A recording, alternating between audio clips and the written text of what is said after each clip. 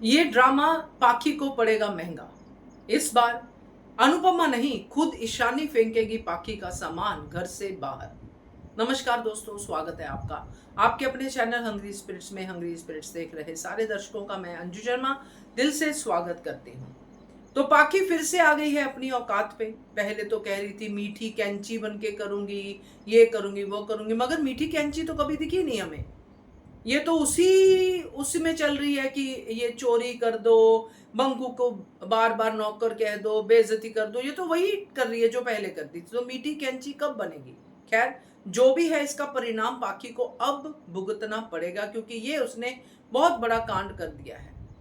तो बात करते हैं इसके ऊपर। पहले वही निवेदन, जिन्होंने अभी तक चैनल को सब्सक्राइब नहीं किया है कर लीजिए, साथ में दोस्तों बेल आइकॉन दबाइएगा ताकि आपको हमारे वीडियोस के नोटिफिकेशन मिलते रहें।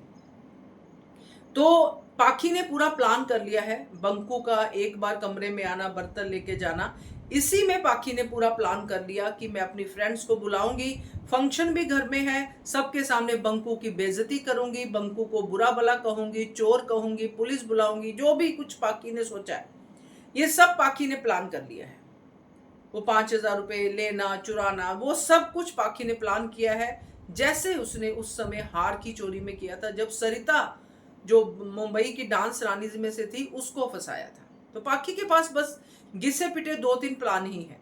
तो वही उसने किए कि चोरी में वो खुद मास्टर है, खुद चोरी कर चुकी है, मीता का सामान चुरा चुकी है, तो वो इसमें एक्सपर्ट है। मगर वो भूल जाती है कि उसकी मां अनुपमा है, जो अभी अभी इतने बड़े कांड में से अपने अंश को बचा के लाई है। तो तेरे ये छोटे मोटे कांड को क्या वो नहीं समझेगी? वो हर बार रोती है तुझे देख के पाखी कि मैंने कैसी बेटी पैदा की है। हर बार उसके चेहरे पे जो भाव होते हैं ना, वो यही होते कि ये क्या है। हर बार एक ही गलती करती है और हर बार इसको ईशानी बचाती है।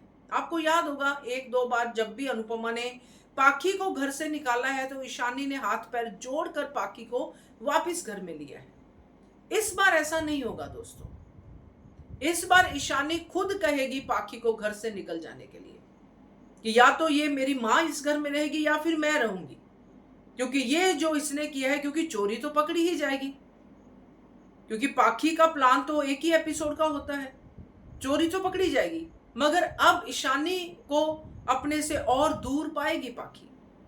वो मीठी छुरी से अब ये जो भी बनना चाहती थी वो तो नहीं बन पाएगी। मगर अब ईशानी अगर इसको यहीं पे कह दे कि इस चोर से भी मैं शादी करने को तैयार हूं, तो फिर क्या करेगी ये पाखी? और वो समझती है कि मेरी मां किस हद तक गिर सकती है। तो जब मां भी समझती है, अनुपमा भी समझती है कि मेरी बेटी किस हद तक गिर सकती है पाखी को लेके, पाखी की बेटी ईशानी भी समझती है कि किस हद तक गिर सकती है, तो फिर बंकू तो सेफ ही है। अब यहां पे पाखी के 5,000 रुपए चोरी हुए हैं। तो ये जो कांड है ये पाखी के लिए बहुत बैकफायर होने वाला है। बेटी भी हाथ से जाएगी और घर भी। तो मुझे ऐसा लगता है, बाकी आप लोग बताइएगा क्या कहते हो, कमेंट कीजिएगा। देखते रहिए channel hungry spirits. Thank you so much.